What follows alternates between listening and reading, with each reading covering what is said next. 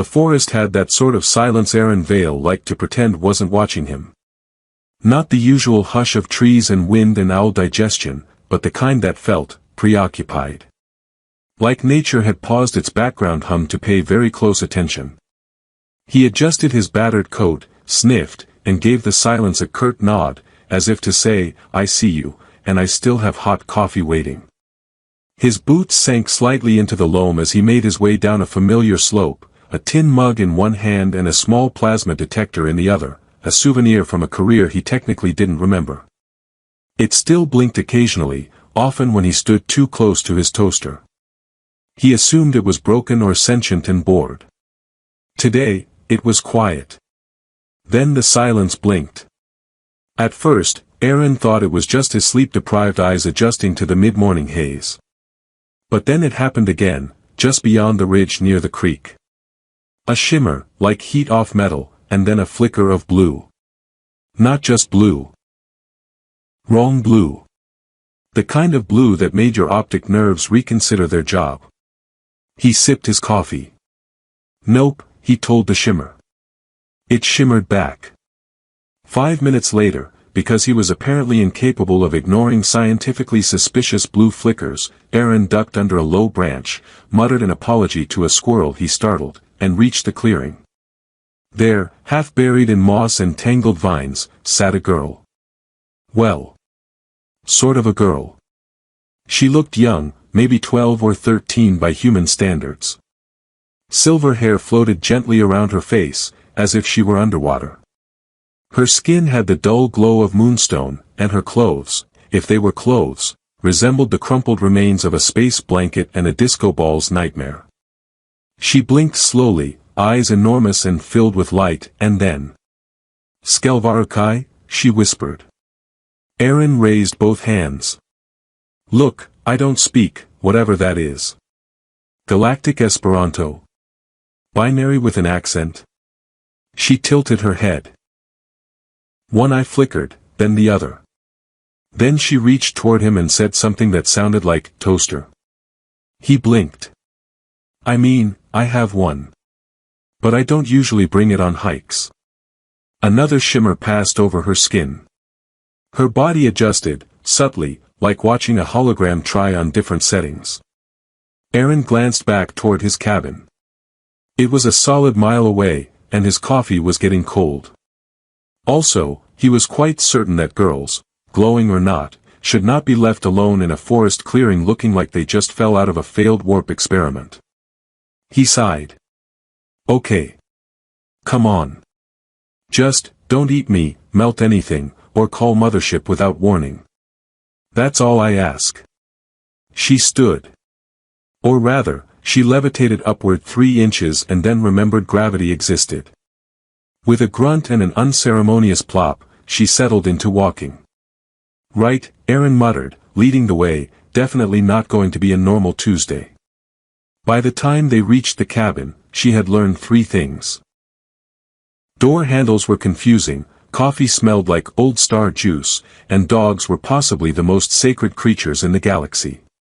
His dog, Rusty, had immediately flopped into her lap, offered up his belly, and declared interstellar friendship with a fart that could dissolve metal. She didn't speak again until sunset. Then, while poking at a bowl of oatmeal topped with peanut butter, which she accepted with the gravitas of a ritual, she looked up and said, in perfect English, "You are the human who saved my mother's life." Aaron dropped his spoon. It bounced off the counter and landed with a tragic little plock that somehow made everything feel much more serious. Come again, he asked slowly. My name is Ayla, she said. My mother's name is Lyra. You saved her. 19 Earth years ago. I did. Yes. That seems unlikely. I can barely save a PDF. She stared. You carried her out of a collapsed chamber. She was injured. You injected her with a serum that burned like dying suns. You called her ma'am and told her she owed you a drink. That also sounds like me. You don't remember? I don't remember yesterday. I had a sandwich, I think. It might have been a raccoon. Ayla frowned, eyes flickering. They said you would forget. But I did not believe it. He blinked at her. Wait, who said I would forget? The archive, she said simply. They erased you. All of it. They said you were dangerous. That you chose peace.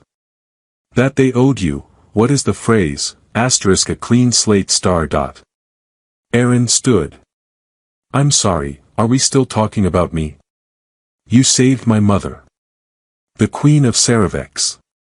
Twice wounded, hunted, dying. And you brought her back. I've never been to Saravex. That sounds like either a luxury space resort or an off-brand mouthwash. She looked around his modest cabin, wood walls, bookshelves lined with dog-eared sci-fi novels, one plant he was certain was plotting his demise.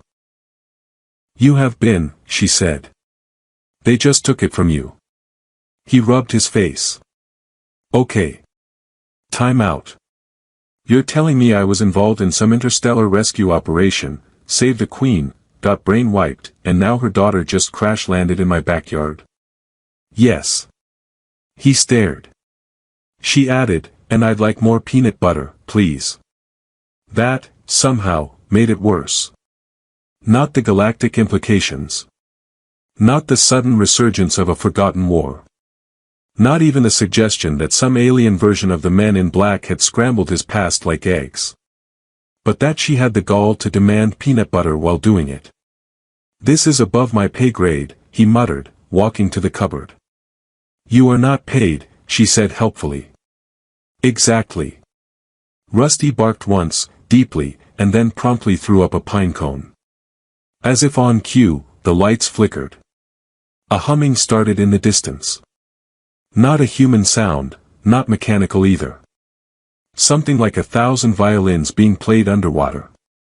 Ayla turned toward the window, calm. They found me, she said. Aaron blinked. The Girl Scouts. She didn't laugh. Okay, bad timing, I get it, he muttered, grabbing the emergency satchel under the sink. It had a compass, 2 chocolate bars, and an alien blaster he didn't remember buying. His fingers hesitated on the grip. You saved her once, Ayla said softly. You can do it again. Aaron nodded once. Then paused. Wait, how do you know about peanut butter but not doorknobs? Ayla smiled faintly, silver eyes glinting. We prioritize. The humming didn't stop. It layered in the air, vibrating just slightly inside Aaron's molars, which he found personally offensive. Outside the window, the treetops trembled, not from wind, but from pressure. Gravity, maybe. Or a dimensional migraine. Ayla stood motionless, staring at the dark beyond the glass like she was waiting for something, or someone, to speak first. Aaron, meanwhile, was debating whether this was the kind of emergency that warranted wearing pants with real buttons. Rusty barked again, but it came out more like a squeaky drawer in need of therapy. So, Aaron said, voice carefully casual, you're sure it's not the Girl Scouts? Ayla turned slightly. They do not travel in cloaked multidimensional pulsecraft. Not since the Thin Mint Rebellion of '98, no. A flash of light strobed just beyond the tree line. Not the comforting kind, like a flashlight or a particularly festive raccoon. This was sharper, blue-white, cold, and it passed through the trees like they were smoke. Ayla walked to the middle of the room and sat cross-legged on the floor. Shouldn't we be doing something? Aaron asked. Like hiding? Or running? Or, I don't know, baking a goodbye cake. I am initiating a signal veil, she said, closing her eyes. Please remain silent. Right. Because they won't find us if we whisper. Classic interstellar stealth. Aaron. I'm quiet. I'm quiet. She pressed her palms to the wooden floor, and the boards began to glow with soft violet veins, like moonlight being poured through cracks in reality. The room dimmed. Everything took on the hush of a cathedral made from forgotten radio waves. Rusty hiccuped and passed out with his tongue lolling. Aaron crouched beside her. Is this safe? No. Cool. Cool. Just checking. Outside, the humming grew louder. It started to pulse, syncing, bizarrely, with the beat of his own heart. For a moment, Aaron thought maybe the ship, or whatever it was trying to communicate. He'd read once that some species used rhythmic resonance to match emotional states. Of course, he also once read that swallowing watermelon seeds would make a melon grow in your stomach.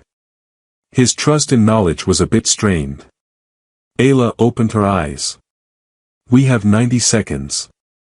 Until what? Until I drop the veil. And then you must run. I thought I was staying silent. I changed the plan. Well, I missed the meeting. She stood, brushing the glow off her hands like chalk. There is a transport node not far. 5 kilometers north, beneath a fallen structure made of rust and memory. It will open briefly when the veil ends. Aaron blinked.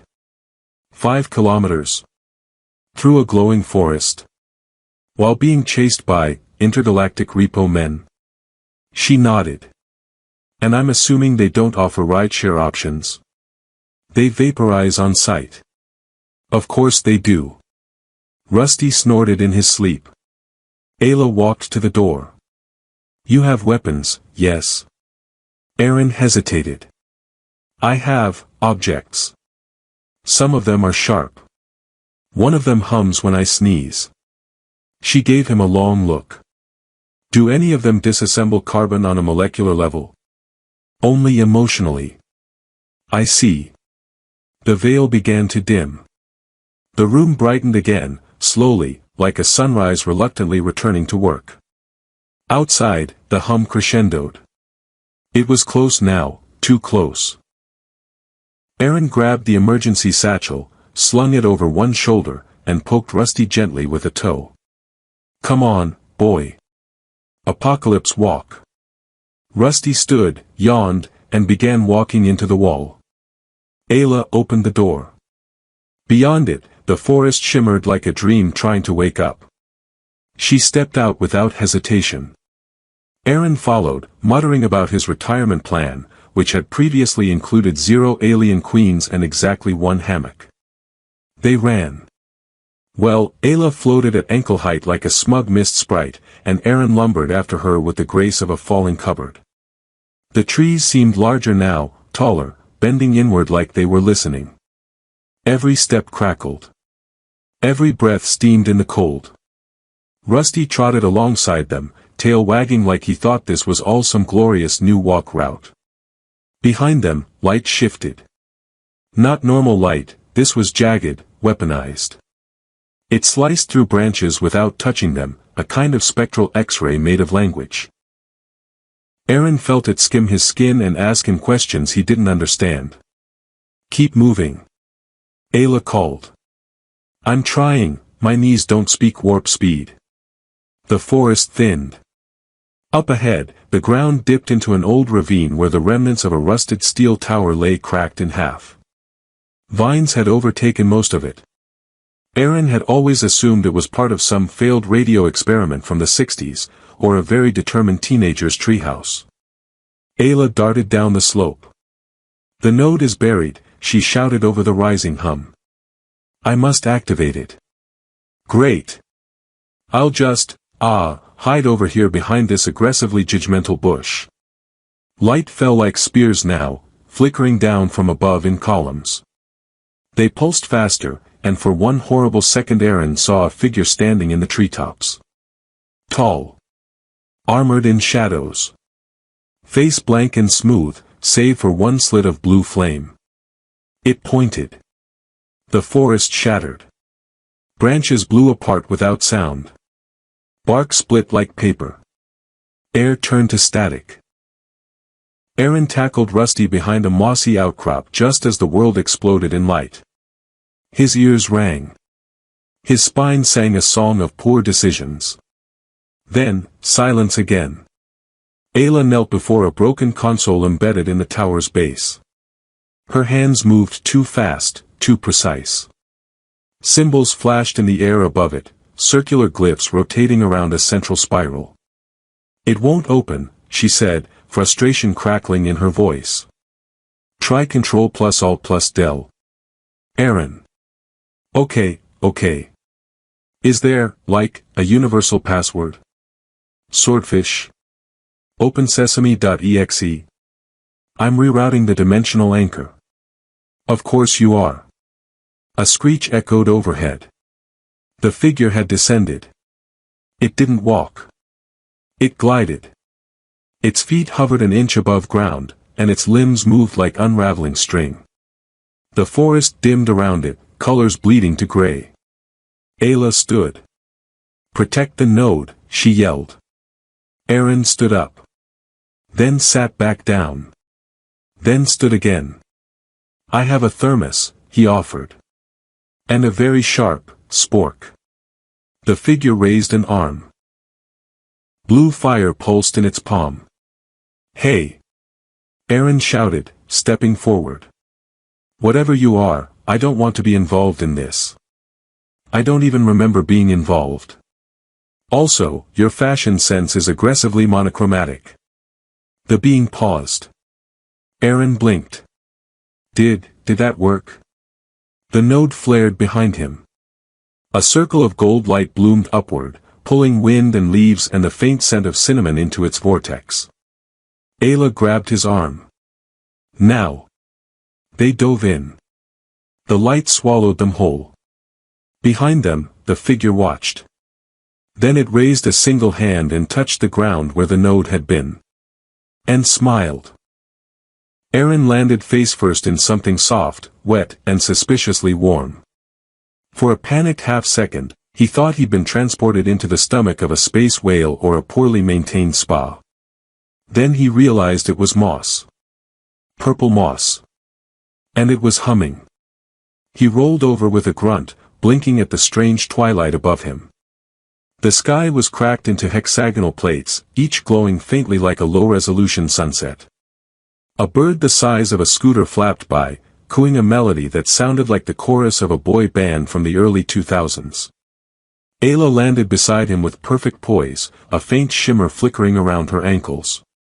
Rusty fell out of the portal last, tumbling in a graceful arc and landing directly on Aaron's stomach with a heartfelt warmth.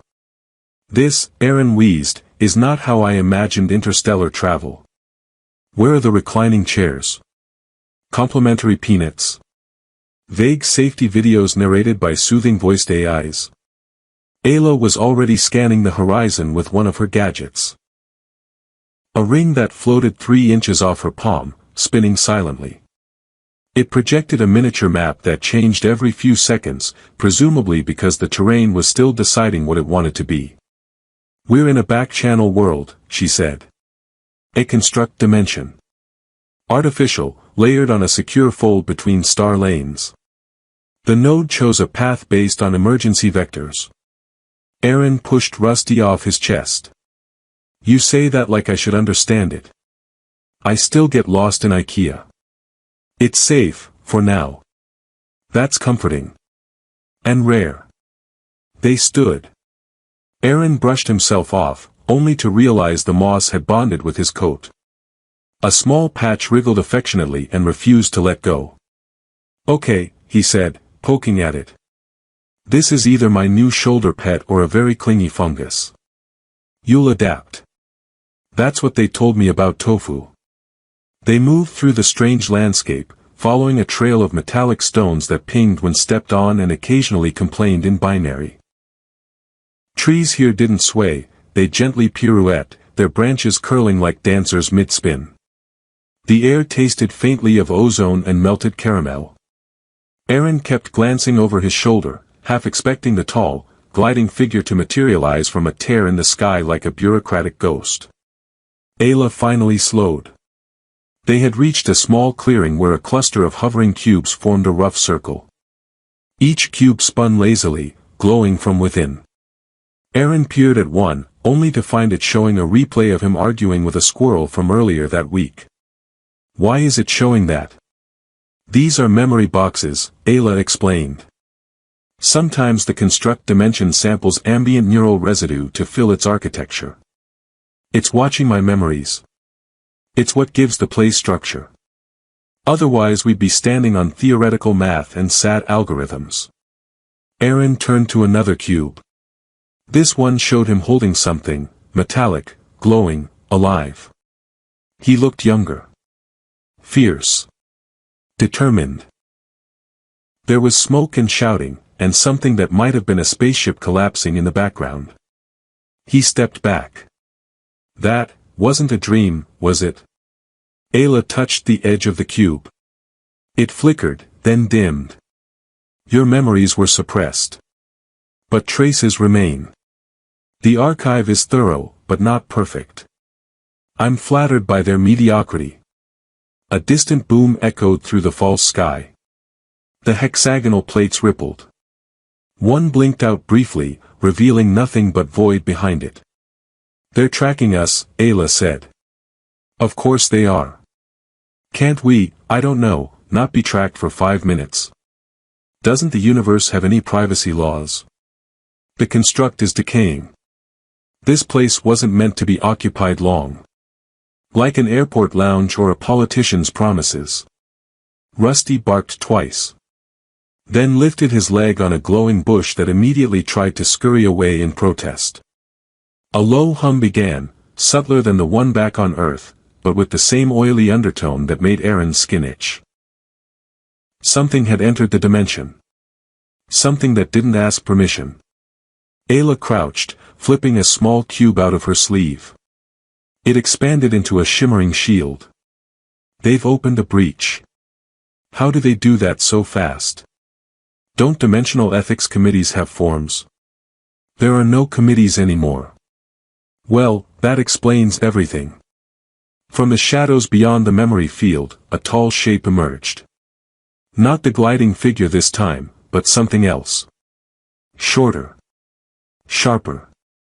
Its limbs segmented and clicked when it moved, like a spider that had discovered fashion.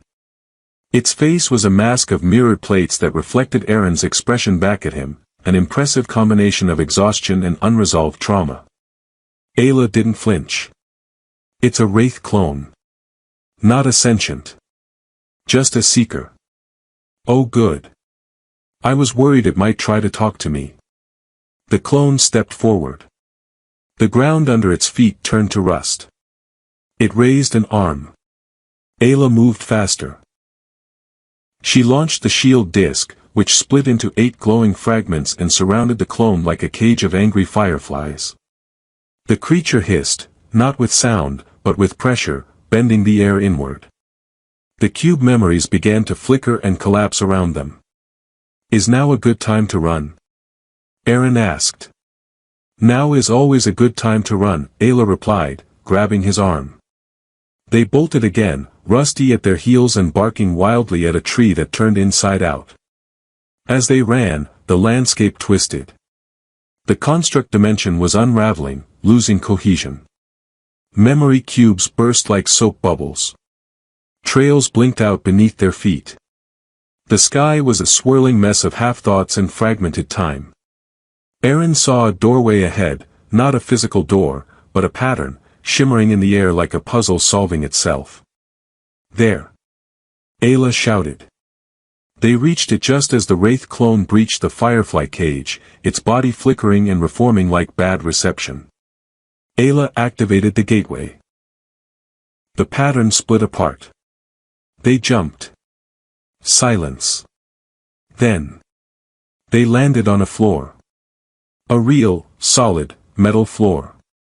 Panels hummed. Lights blinked. A synthetic voice greeted them politely.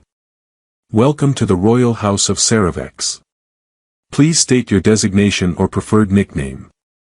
Aaron lay on the floor, groaning. Tell it I prefer to be left alone. The voice paused. Input not recognized. Assigning temporary nickname, Cranky Meat Unit. Ayla helped him to his feet. They were in a corridor, sleek, silver, curving with the suggestion of a vast ship or station. Symbols pulsed gently along the walls. Aaron could feel the gravity adjusting to meet his weight. She smiled faintly. "You've come home." Aaron looked around. "Home. This place has bidets, doesn't it? 3 in every room." He sighed. "Okay. I'll consider it." Rusty licked his hand. The corridor lights dimmed politely to accommodate their arrival. And somewhere deeper in the station, a presence stirred. Something old. And very much awake. The corridor continued humming like it had stage fright and wanted to pretend everything was fine. Aaron limped beside Ayla, dragging his satchel and what was left of his dignity, which now smelled faintly of singed moss. The walls around them pulsed with light, following their steps like polite paparazzi, and the air tasted like mint and electricity. Somewhere far away, something massive groaned into wakefulness, as if a 1,000-year-old vending machine had finally registered a coin. "So," Aaron muttered, "Saravex. Royal House. You've got a fancy hallway, decent lighting, gravity that doesn't insult my knees. This place wouldn't happen to have a coffee machine, would it?" Ayla glanced at the panel embedded in the nearest wall. "This is the outer approach ring. Hospitality systems are minimal." "Hospitality systems," Aaron repeated. "That's bureaucrat speak for no coffee, go suffer quietly." Rusty patted ahead, nose twitching. The dog had adjusted shockingly well to interdimensional travel, alien technology, and now royalty-grade corridors, as if he'd always suspected the world was this weird and was just happy the humans finally caught up. The hallway curved into a chamber shaped like a seashell mid-conversation. Floating consoles rotated around an unseen axis, each blinking with sigils that probably meant something profound like, "Do not touch." Aaron immediately reached out. Ayla slapped his hand. "Don't. You don't even know what I was going to do. You were about to touch the translator core. I might have just been admiring it. You were whispering, 'I bet this makes a satisfying click.'" Aaron sighed and shoved his hands into his coat pockets. "You know, for someone who dragged me into an intergalactic royal conspiracy, you're not exactly nurturing." She blinked at him. "I saved your life. I also saved yours. Twice, now, I think. That earns me one sarcastic button press." Ayla said nothing. She merely activated a control node with a swipe, and the air shimmered. A display unfolded in front of them, holographic, bright, and showing a rotating star map centered around a single sigil Aaron vaguely recognized. "That's Earth," he said, frowning. "Why does it have a red triangle hovering over it like it's in trouble with the principal?" "The signal traced to you originated from Earth. That's where the Watchers focused their surveillance. I thought I was retired. You were erased. There's a difference.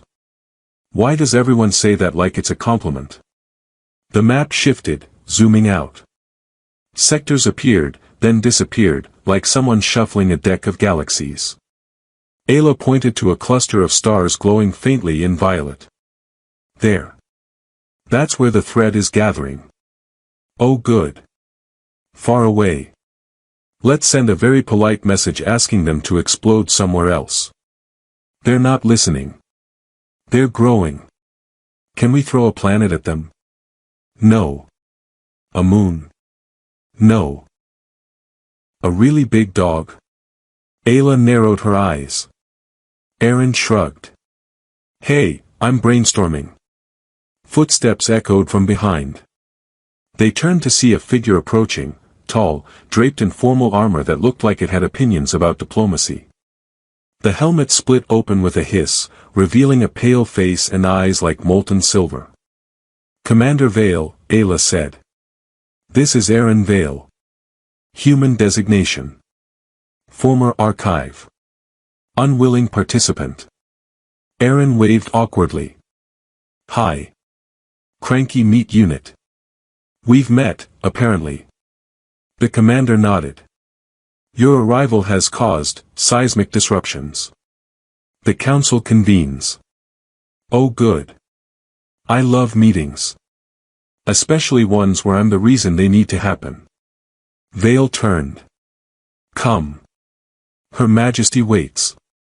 Aaron followed, muttering to himself. Of course she does. Probably polishing her memory of me into some heroic fantasy. Meanwhile, I can't even remember what I had for breakfast yesterday. Or if it was mine.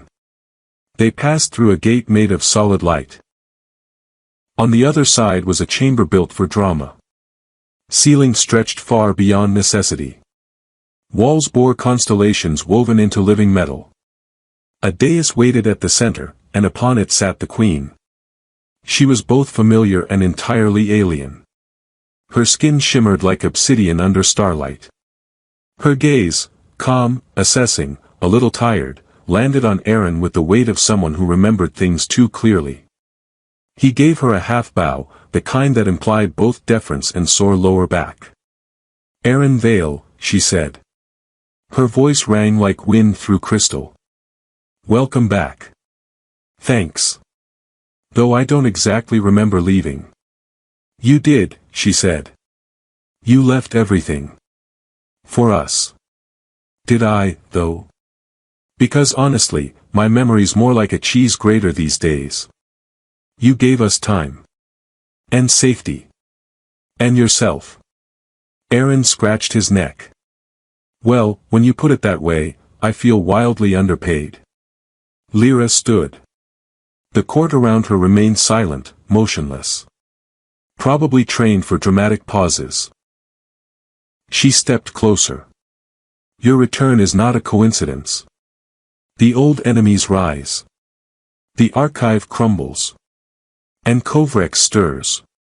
Ayla tensed. Aaron blinked. Kovrex. That sounds like a cough syrup with malicious intent. He was once a guardian. Like you. But he broke the vow. He wanted dominion, not defense. And he learned how to live between dimensions. Where memory can't find him. Well, that's creepy. Does he monologue, too? Constantly, Ayla muttered. He seeks you, Lyra said. Because you defied him. Because you chose to forget. I didn't exactly choose. Because you made a joke in the face of his triumph. Aaron blinked. That does sound like me. He hasn't forgotten. And he won't forgive. Well then, Aaron said, adjusting his satchel like it might protect him from cosmic revenge. I guess I should go hide in a black hole for a while. You can't run, Ayla said softly. Not anymore. Lyra raised her hand. You must return to the archive. To the ruins. To where it began. Can I at least pack snacks this time? You may take Rusty. Rusty barked, tail thumping with galactic enthusiasm. All right, Aaron sighed. But I'm not wearing any tight space suits. My knees have opinions. Lyra extended a device, sleek, humming, faintly glowing with threads of green and silver. This is your key. It will unlock what they buried. And awaken what you left behind. He took it. It hummed in his palm, familiar in a way that made his stomach drop and his throat tighten. Great, he muttered. Can't wait. Ayla smiled. We'll bring snacks. Aaron grinned despite himself. Okay. Fine. But I choose the playlist this time. And deep in the shadows of the station, Kovrex listened. And laughed. The shuttle was either humming in contentment or passive-aggressively threatening to eject them all. Aaron couldn't tell which. It glided along the gravrails like a silver egg with delusions of elegance, its interior full of curved edges and faintly judgmental lighting. Every seat had personal climate control and, according to the onboard guide, a neural massage field, which sounded like a spa treatment and a security breach all at once. Aaron sat cross-legged in his assigned pod, poking at the console beside him. Why does the seat keep asking for my mood? Ayla, 2 pods down, didn't look up. It adjusts ambient lighting and scent to accommodate emotional state. I selected anxiously curious and now it smells like wet cedar and old secrets. That's correct. Right. Can I get something more cheerful? Maybe fresh laundry and tacos? A mechanical ding responded. The scent immediately shifted to burning ozone and mint. Aaron groaned. Never mind. I'll take the secrets. Rusty was curled beside him on a thermal pad that the ship had insisted on offering once it determined his species of emotional support classification. It then issued Rusty a tiny badge. Aaron hadn't dared ask what it said. The shuttle descended through a corridor of light that folded itself inward, slipping through dimensional seams with a squish and a sigh. Outside the viewplate, fragments of long-dead stations floated in lazy orbits. Broken rings, shattered domes, giant metal petals unfurling in vacuum like cosmic regrets. Aaron found them weirdly beautiful. In the way a haunted typewriter was beautiful, if it whispered your ex's name at midnight. Ayla joined him. We're entering archive drift space. I assume that's less fun than it sounds. She nodded. This is where the archive once stood. A nexus of memory, diplomacy, and reality containment. What's left is partial. Fragmented. Like a library after a supernova. So what you're saying is, it's fine. The shuttle docked with a sharp clunk, then purred softly, probably proud of itself. The doors peeled open. And they stepped into the past. It was cold. Not physically, temperature was regulated, but cold in the way only ruined things can be. Panels flickered along the walls. Old banners hung tattered, their symbols half erased by time or intentional forgetting. The archive's main chamber rose ahead, a sphere of suspended walkways and platforms, all orbiting a central pillar that was humming like a bored philosopher. Aaron exhaled. This feels familiar. Good, Ayla said. That means the implant is waking up. I have an implant. You have several. Oh. Neat. That would have been good to know before I went through airport security last year. They approached a console shaped like a folded star. Aaron instinctively placed his hand on it. It glowed. Then everything stopped. Light froze. Gravity paused. Ayla vanished, faded out like bad reception. Rusty let out a short yip before also blinking from existence. Aaron found himself standing in darkness. Okay, he said aloud. This is new. A voice responded. Smooth, dry, and unmistakably smug. Hello again, Aaron. He turned slowly. The figure stepped from the shadows with the kind of dramatic timing that only villains and theater majors possess. He was tall, cloaked in threads of starlight, and his eyes burned like collapsing equations. You must be Kovrex, Aaron said, crossing his arms. You've got the whole menacing dad who knows too much vibe. Kovrex smiled. Still joking. Even here. It's a coping mechanism. Very advanced. This place, Kovrex said, gesturing to the frozen archive around them, was your creation. In part. You helped build it. Well, clearly I did a bang-up job. It looks great. Really leaning into the post-apocalyptic modern aesthetic. You gave it purpose, Kovrex said. Then you turned your back. You chose ignorance. I chose peace. You chose weakness. Aaron snorted. Is this where you tell me I could have been great? That I had power, and I wasted it on farming and coffee breaks? No. You were great. And you ruined it by laughing at me. Oh, Aaron said. That again. Kovrex's form shimmered, glitching slightly. You mocked me. Before the fall. In front of the others. I said your cape looked like it was made from rejected window tint. And they laughed. Well, in my defense, it was pretty shiny. I had a vision. Kovrex hissed. Of order. of stability. And instead you built a dimension full of resentment and bad metaphors. Congrats. Kovrex took a step closer. You will remember everything. And when you do, you will regret everything. Aaron sighed. Can we get to the part where you threaten me with cosmic doom and I say something clever and then wake up with a headache? Kovrex tilted his head. You dream small. That's your curse. No, Aaron said, smiling faintly. That's my shield. The world snapped back into motion. Ayla grabbed his arm. You phased out. For 11 seconds. I met our villain. He's dramatic. Smells like old math. She frowned. He contacted you directly? Yeah. Said I ruined his fashion show and now he's going to destroy the universe.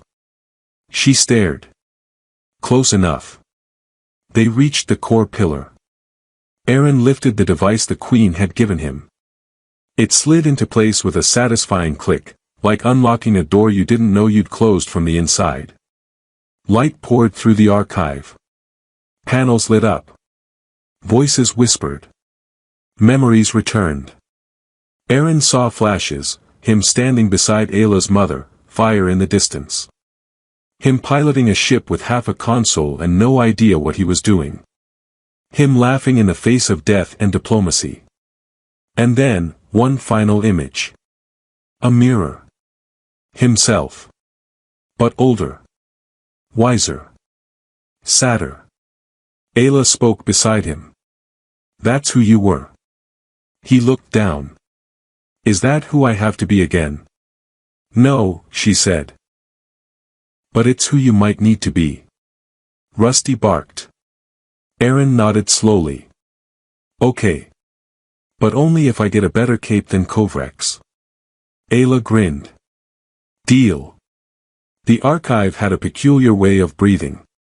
Not with lungs, obviously, that would have raised serious questions, but with space itself. Panels shifted, hallways realigned, and the gravity occasionally hiccuped like a nervous waiter. Aaron followed Ayla deeper into the core, feeling more and more like a lost tourist on a guided tour of his own past. I know this hallway, he said. That's terrifying. You worked here, Ayla reminded him. Yeah, but it wasn't exactly a 9 to 5 with coffee breaks and awkward birthday parties. It was, she said. You just always skipped the birthday parties. Oh. That actually makes me feel better. A spherical door hissed open ahead, revealing a chamber shaped like a dodecahedron having an existential crisis. Lights blinked lazily from embedded projectors, forming layered displays of fractured data. Broken pieces of memories, old star maps, bits of mission logs and encrypted fragments labeled with things like, "Do not touch," and, "Seriously, Aaron." Well, that's not ominous at all, he muttered. The central platform rose as they entered. A soft hum filled the air, followed by a calm voice, female, slightly accented, and exasperated in the way only an ancient AI can be. Aaron Vale. Authorization confirmed. Again. I still don't know why they let you program the core interface in sarcasm. Aaron blinked. Lyra? You're still functional. I've been waiting 19 years, 6 months, and one poorly planned haircut for you to return. I was going through a phase. You went through 12 phases. Ayla tilted her head. This is the central AI of the archive? Yes, Aaron said. And she's emotionally invested in my fashion choices. Lyra's voice turned dry. Because you once rerouted a diplomatic uplink to play Stayin' Alive during a crisis. Also, your pants were too tight. They were tactical. They were sparkly, Aaron. Ayla cleared her throat. We need data on Kovrex. His current location. His dimensional anchor points. His mustache, Aaron added. Can't fight evil without confirming the facial hair situation. Lyra responded with a low whir. Processing latest data siphoned from fragment nodes, cross-referencing known entropic anomalies, analyzing vocal signature traces, compiling list of worst fashion crimes in the multiverse. Wait, that last one wasn't. Kovrex is active in Quadrant 9 Theta. He has established a rift thrown between folds of time where standard causality is disabled. Also, his cloak now includes reflective spikes. Aaron winced. That's just, try hard. He is attempting to rebuild the entropy engine, Lyra continued, tone sharp now. A device capable of compressing dimensional stability and forcing compliance from timelines. In English? Ayla answered, face grim. He wants to rewrite reality in his image. Aaron rubbed his face. Can't anyone just knit or learn to cook anymore? Why does it always have to be rewrite the universe? Rusty, who had been snoring softly in the corner, let out a sleepy bark and sneezed. I agree, Aaron told him. Let's vote for a universe where snacks are abundant and villains just become moody poets. Lyra displayed a flickering path in the air. If you are serious about confronting him, you will need the old crew. Aaron stared.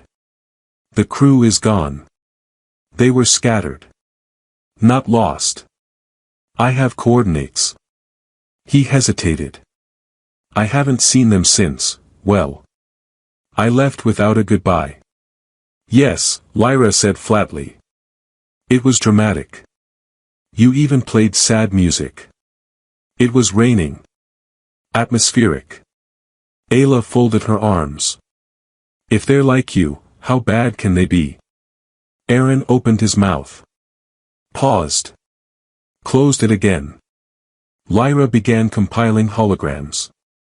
First, Kale, a half-symbiotic engineer currently exiled on a mining moon due to repeated unauthorized gravity experiments. That wasn't unauthorized, Aaron muttered. Just, poorly timed. Second, Hux. Strategist. Paranoid. Possibly feral. Last seen inside a rogue planetoid populated entirely by malfunctioning hospitality bots. Oh no, not Hux, Aaron groaned. He made me eat synthetic oatmeal for a week as a tactical discipline exercise. Third, Lyra continued. Mara. Biolinguist. Partially telepathic. She left the archive after the Solarian collapse. Last recorded transmitting from a thought reef in the mists of Belern. Ayla blinked. A thought reef? Aaron nodded. Like coral, but psychic and passive-aggressive. Rusty whined. All right, Aaron sighed. We'll get the gang back together. But if anyone brings up that one karaoke night, I'm leaving them behind. I've already uploaded a playlist, Lyra said, too cheerfully. The path to Kovrex was not straight. It bent through broken alliances, old wounds, and half-remembered friendships that still smelled faintly of burnt circuits and betrayal. But Aaron didn't flinch. Not anymore. Prep the ship, he said. Tell Kale to hide his gravity toys. And tell Hux I'm bringing real food this time. Ayla smiled. You're changing. No, Aaron said, strapping his satchel tighter. I'm remembering. A panel hissed open. Rusty bounded inside first, tail wagging. Aaron followed. And far away, between fractures of time and loops of forgotten timelines, Kovrex smiled. Then sneezed. Because someone had, inevitably, said his name too many times. Kale's moon looked exactly like what happened when a rock forgot it wasn't supposed to be a bachelor pad. The docking bay was halfway built into the crater, the airlocks made of mismatched panels, and at least one section of the outer wall had been sealed with what appeared to be industrial-grade duct tape and chewing gum. As the shuttle descended, it hit a minor turbulence bubble and sneezed, yes, audibly, before landing with a mechanical sigh that sounded more insulted than tired. I feel like we're about to meet someone who uses explosions as punctuation, Aaron said, staring out the viewport. You're not wrong, Ayla replied, already bracing herself against the vibrating floor. Should I be worried? Only if he offers you tea. That's usually the precursor to something getting reverse polarized. Rusty sat beside them with his ears flat, eyes wide, clearly aware they were entering the domain of someone whose idea of maintenance likely included spare fuses stored in a cereal box. The outer hatch opened into a hallway lit by what might have once been standard illumination panels, now flickering in time with the hum of some unknown machine further inside. The walls were decorated with wires. Not wired, decorated. As in, someone had deliberately arranged them like abstract art and signed the piece asterisk, Kale 3.7, electric mood board. Asterisk. Why do I get the feeling we're being watched? Aaron asked. Because we are, a voice boomed from above. By 23 repurposed cleaning drones, one very judgmental AI, and a sentient microwave named Roger. Roger's still alive? Aaron looked impressed. I thought he ascended into the cloud. He got kicked out, the voice said, and then Kale appeared at the far end of the corridor, tall, half-covered in cybernetic enhancements, his arms sleeved in nano-armor that blinked like it had opinions. He smiled widely. Aaron, you magnificent malfunction. You're not dead. Give it time, Aaron replied. The chapter's only just started.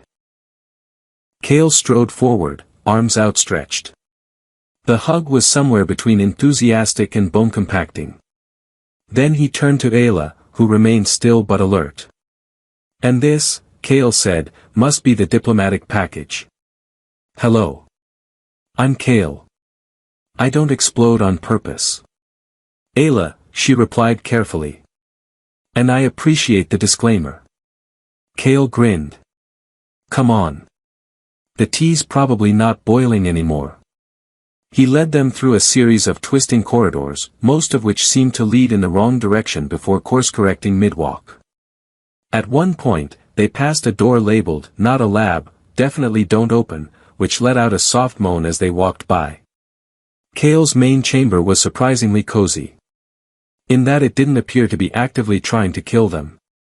There were chairs, a table, a collection of mugs shaped like different planetary systems, and a very nervous-looking robot with an apron that said "Kiss the Circuit." So, Kale said, pouring something vaguely orange into mismatched cups.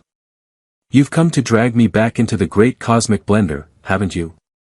We need your brain, Aaron said. Just the figurative version. Mostly. Good, Kale said. The literal one's on vacation in a backup core. Ayla leaned forward. Kovrex is building an entropy engine. We need to disable the dimensional threads before he binds them. Kale's grin faded slightly. That's not theoretical anymore. Afraid not, Aaron said. And he's added spikes to his cloak. Kale shuddered. The madman. They explained the plan, retrieve the crew, reactivate the archive's deep field sensors, locate Kovrex's rift anchor, and stop him from rewriting reality into a monochrome wasteland with brooding music and no punchlines. Kale nodded through all of it. Then stood. Fine. But I'm bringing my helmet this time. Last time I didn't, I got time dust in my ears. I told you not to lick the temporal vortex, Aaron muttered.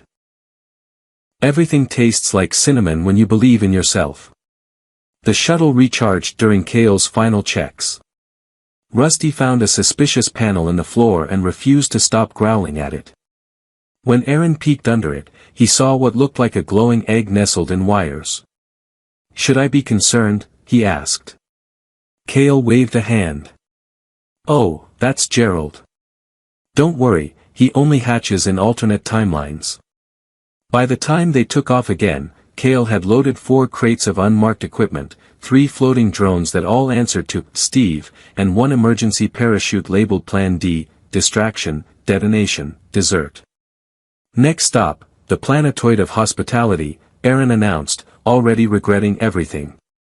As the shuttle jumped through the first fold, Ayla glanced sideways. What's wrong with Hux again? He doesn't sleep, Aaron said. He says rest is for dimensions that don't have enemies. And he once attacked a salad because it looked like it was plotting something. Ayla blinked. It was a suspicious salad, Kale added helpfully. The fold cleared. Stars shifted. A planet loomed into view, glassy, glimmering, and unmistakably covered in metallic towers that were just a little too cheerful. The onboard AI spoke up. Approaching Planetoid 7 Zeta, home of the Universal Hospitality Prototype Network. All guests are welcome. All cookies are warm. All boundaries are optional. Aaron groaned. Oh no. They updated the motto. Kale squinted at the screen. Are the drones still, overeager? Define overeager, Ayla asked. They once tried to throw me a birthday party because I blinked rhythmically. The shuttle docked. Outside, a chorus of robotic voices sang in unison, "Welcome, dear friends. Would you like a towel? Or a life-altering back massage?" Kale checked his tools. Ayla activated her translator field. Aaron turned to Rusty. Stay close. If someone offers you a pillow, it might try to love you too hard. They stepped out into the smiling metal arms of automated comfort. And somewhere within the shimmering towers, Hux watched. Through 17 hidden cameras. While chewing on a protein bar made from suspicion and regret. Hux hadn't changed much. He still wore 6 layers of armor, just in case one dimension leaked into another, and he still carried a spoon strapped to his leg for reasons no one wanted to ask about. When Aaron found him barricaded behind a stack of vending machines reciting threats in 6 dialects of binary, he simply nodded and offered a granola bar as a peace treaty. Now, hours later, the shuttle pulsed gently as it hovered in orbit above Kovrex's Rift Fortress, the last stop on a journey no one had planned, requested, or agreed to without sarcasm. The crew was whole again. Kale calibrating a device that looked like it could erase a continent or mildly warm soup, Hux muttering strategy notes into a rubber duck, Ayla syncing their minds with real-time Rift telemetry, and Aaron staring out the viewport wondering when he'd become the guy who leads last stands. Still time to run, he said. Too late, Ayla replied. We passed the metaphorical point of no return 3 sarcasms ago. Kale handed him a tiny orb. Detonation node. Delays entropy surge for 8 seconds. That's specific. I used to date a physicist. You dated? Briefly. She exploded. Ah. Rusty sat near the access panel, wearing a helmet made from a cereal bowl and 2 antennae. No one had the heart to remove it. Aaron figured the dog had earned at least that much madness after the Thought Reef incident. The plan was simple in the way that jumping off a cliff while juggling fire is technically simple. Kovrex's fortress existed between dimensions, anchored by a temporal loop generator buried deep inside a fold of space that behaved like origami after a bottle of wine. They had to reach the generator, disable the loop, and destroy the entropy engine before Kovrex could finish binding the last memory thread. Oh, Hux said suddenly, did anyone pack snacks? You brought a bag labeled emergency cheese, Aaron said. Yes, but that was before I saw the predictive probability chart. Kale flipped a switch. Initiating breach. The shuttle dipped. Space warped. Colors inverted. For a moment, Aaron was pretty sure he saw his own eyebrows thinking about leaving. Then the fortress appeared, jagged and dark, its surface shimmering like the nightmares of architects. They entered through a service conduit that tried to rewrite their DNA into scented candles, but Kale blocked it with an old firewall code and a stern talking to. Inside, the halls were dark and endless, echoing with the low hum of instability. Time didn't behave. Hux aged half a day in one corridor, while Ayla accidentally spoke a sentence backwards that made a wall complement her posture. Kovrex waited in the central chamber, floating above the entropy engine like a smug bat made of philosophy and cloaks. Light fractured around him. Reality twisted near him. His voice echoed across probability. Ah, he said, the punchline returns. Aaron stepped forward. Sorry we're late. We got caught in a traffic snarl involving a rogue salad and a dog with dreams. Kovrek scowled. Still deflecting with humor. It's either that or admit I'm terrified. And frankly, the jokes are better company. You could have ruled beside me. I could have also eaten that questionable sandwich back in chapter 3. But we all make choices. You mock what you fear. I mock what needs it. The team split. Kale and Ayla moved to the lower generator rings, weaving between gravity spikes and probability mines. Hux distracted the defense AI by repeatedly shouting bad haiku at it until it entered a shutdown spiral of existential doubt. Rusty took up guard at the entrance, barking furiously at a phantom trying to sell interdimensional insurance. Aaron and Kovrek circled each other. You've forgotten everything, Kovrek said. You were greatness. I am greatness, Aaron replied. I just wear it like an old hoodie now. You could be more. I could be more bitter. More cruel. More afraid. But instead, I chose peanut butter. Friends. A dog. And a sarcastic AI who won't stop judging my fashion. Lyra's voice echoed through his calm, he speaks the truth. And his pants are still terrible. Kovrex hissed and launched a wave of entropy. Aaron threw the detonation node. It cracked the loop field for 8 seconds, just long enough. Ayla activated the override. Kale triggered the cascade. Hux, for reasons he would later refuse to explain, shouted, "Toaster party," and headbutt the backup core. The entropy engine stuttered. Kovrex screamed as the anchors shattered, time shuddering around him like a nervous intern. The fortress began to collapse, slowly, then very fast, then a little sideways. They ran. Aaron turned back once. Kovrex was fading, his form breaking into fragments of possibility. He didn't look angry anymore. He looked tired. I remember, Aaron whispered. Kovrex nodded. Then vanished. The crew barely made it to the shuttle. Kale lost his favorite screwdriver. Hux gained a third eyebrow. Rusty emerged victorious, riding a broken panel like a surfboard and barking triumphantly. Later, aboard the Archive, they stood together in silence. The rift was gone. The timeline stable. The universe intact, give or take a few offended salad civilizations. Ayla looked at Aaron. So. What now? He smiled. Now. I think I go back. To Earth? To the forest. My cabin. Maybe fix the toaster. Probably teach Rusty not to chew on hyperspace cables. She stepped forward. You know / they'll still remember you.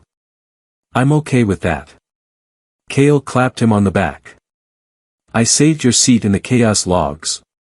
Just in case. Hux handed him a pouch. Emergency cheese. Thank you. That means more than you know. They walked him to the portal chamber. Lyra's voice guided the coordinates. Ready, Aaron? She asked. Yeah, he said. But let's leave the drama behind this time. Only if you promise to stop singing in the shower. No deal. The portal opened. Light poured through. Aaron stepped forward. Then turned. I remember now, he said. And I still choose to laugh. Then he was gone. Back to Earth. Back to silence. Back to the soft rustling of leaves and the flicker of forgotten stars. And the universe, having nearly unraveled, quietly exhaled.